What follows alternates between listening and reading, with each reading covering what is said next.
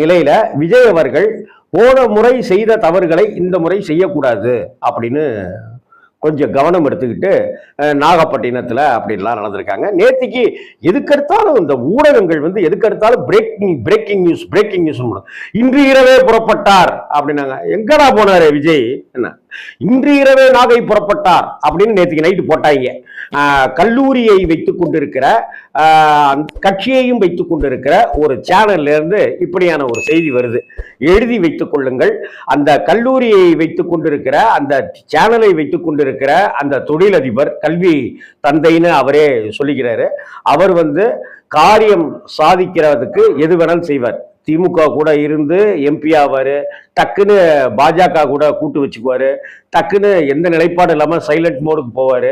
இப்ப அவர் தாவேகாவுக்கு போறார். அநேகமா தாவேகாவுக்கு போகிற தாவேகா அப்படிங்கிற விஜய்